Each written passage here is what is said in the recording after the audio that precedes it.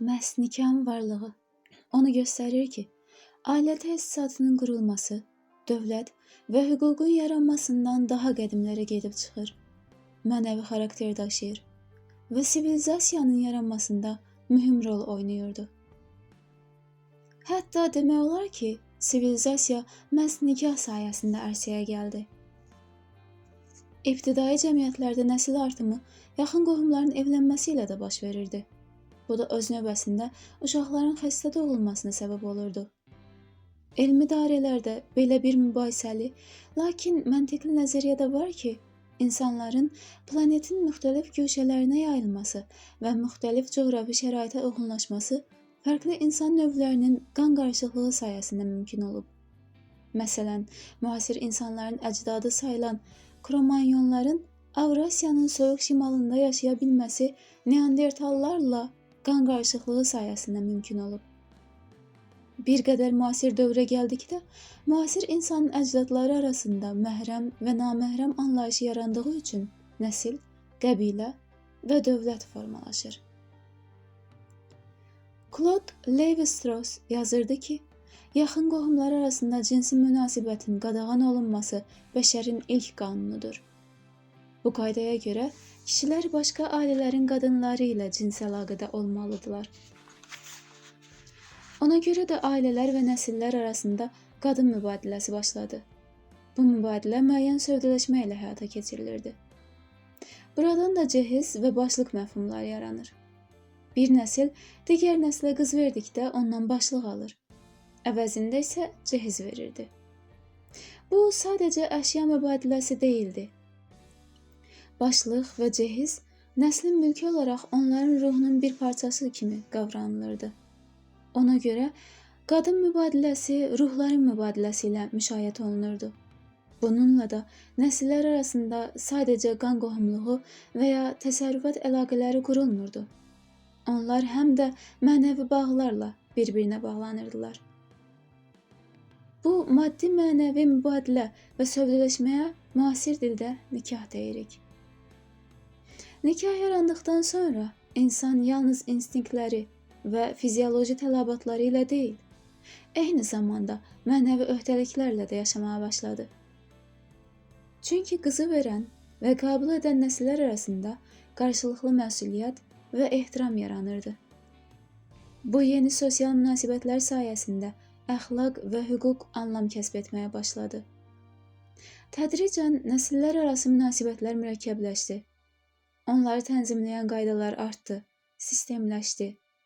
Qəbilələr, ondan sonra isə dövlətlər yarandı.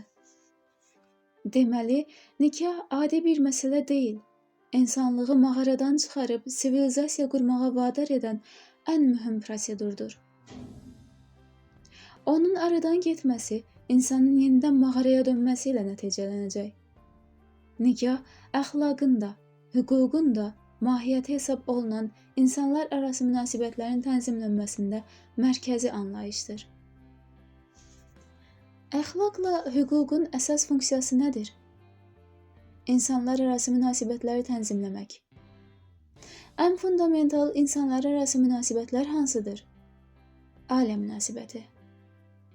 Bu münasibətlərin mənəvi cəhəti ilə yanaşı, maddi cəhəti də tənzimlənməlidir. Nikah da bu münasibətlərin hüquqi və əxlaqi baxımdan tanınması və təsdiqlənməsidir. Yalnız tanınma və təsdiqdən sonra tənzimlənmək mümkündür. Müasir dövrdə nikahdan imtina etmək onun bəzi mədəniyyətlər tərəfindən ağır formaya salınması ilə bağlıdır. Bəziləri nikahı sırf dünyəvi və maddi, bəziləri isə sırf emosional və mənəvi bir sövdələşmə kimi qəbul edir deyə nikah artıq yükə çevrilir. Halbuki, iki insan birlikdə ona görə yaşamalıdır ki, həm mənəvi, həm maddi, həm fizioloji, həm də emosional tələbatlarını ödəyə bilsinlər. İnsanın yaşadığı mühit, düşdüyü vəziyyət, şəxsi xarakteri bu birgə yaşayış üçün fərqli formalar nəzərdə tuta bilər. Hər kəsdən ənənəvi ailə modelinə riayət etmək gözləntisində olmaq da yanlışdır. Məsələn, oturmuş stereotiplərdən biri ailədə mütləq uşağın olmasıdır. Çox zaman da tərəflər bir-biri ilə yaşamaq istəyir, amma övladları olmur deyə ətrafdakıların qınağına tuş gəlir və bunun ucbatından boşanmaq məcburiyyətində qalırlar. Yaxud hansısa səbəbdən tərəflər münasibətlərini hüquqi öhdəliklərlə ağırlaşdırmaq, yaxud uzun müddətli olmasını istəmir. Məsələn, tərəflər ümumi əmlaka yiyələnmək və ayrıldıqda qazandıqlarını bölüşməmək hüququna da malik olmalıdır. Yaxud maddi və ya mənəvi tələbatlarının ödənilməsi mümkün olmadıqda boşanmağa və yenidən ailə həyatı qurmağa da şərait olmalıdır. Boşanma, uşaq sahibi olmaqdan imtina, ciddi hüquqi öhdəliklər daşımadan yaşamaq özü bir situasiya kimi tənqid obyekti ola bilməz.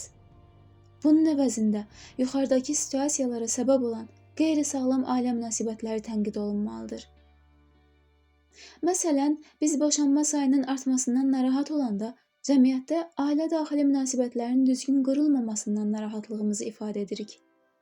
Boşanmanın, övlad istəməməyin və qeyri-ciddi münasibətlərinin qarşısını qadağalarla almaq mümkün deyil. Əks təqdirdə, insanlar qanundan kənar yollar axtarmağa başlayacaqlar. Necə ki, müasir dünyada ailə institutunun zəifləməsi və boşanmaların çoxalmasına səbəb, keçmişdə ailənin məhz qanun və ictimai qınaq hesabına qorunmasıdır. Əksinə, ailə münasibətlərinin sağlam olduğu bir mühitdə qanun və ictimai rəy alternativlərə müsbət yanaşsa belə, insanlar məhz davamlı ailə münasibətlərinə üst tutacaqlar.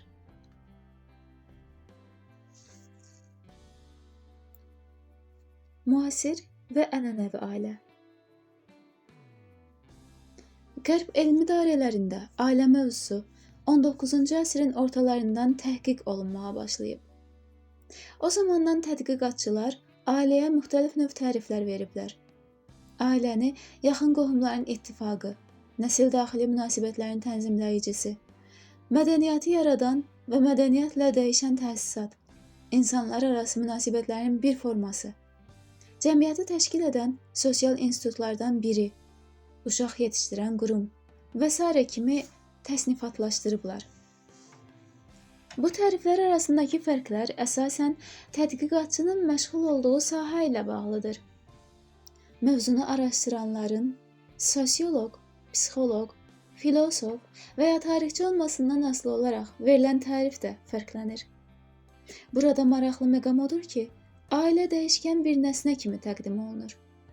Cəmiyyətin forması dəyişdikcə ailənin də forması dəyişir. Məsələn, matriarxatda ailə başçısı ana, patriarxatda atadır. Yaxud ənənəvi cəmiyyətdə nikah yalnız kişi ilə qadın arasında bağlanılırdısa, müasir dövrdə nəinki eyni cinslər, hətta fərqli varlıqlar arasında bağlanır. Məsələn, 2018-ci ildə İsveçdə bir gənc xanım məhkəmədə öz atı ilə nikahının rəsmi qeydiyyata alınmasına nail oldu. Toydan sonra müsahibə verən qadın, bundan sonra bizim övladlarımız qanuni nikahdan doğulmuş sayılacaq və mirasa yiyələnəcək dedi. Niyə də yox? Hər şeyin nisbi olduğu bir dünyada nə üçün kukla və ya sevimli heyvanınla ailə həyatı qurmayasan? Niyə də uşaq at olan atasından miras aparmaq iddiasına düşməsin? O zaman ümumiyyətlə, qeyri-Avropa mədəniyyətlərinə xas ailə modellərini, ailə münasibətlərini və ailə davranışlarını tənqid etməyək. Amma edirik. Düz də edirik. Çünki nə qədər deyilsə də ki, hər kəsin öz həqiqəti var, bir insan olaraq müəyyən dəyərlər sistemi ilə dünyaya gəlirik. İrqindən, yaşından, cinsindən, mədəniyyət və sosial şəraitindən asılı olmayaraq, hamımız üçün ümumi, düz və səhv meyarları var.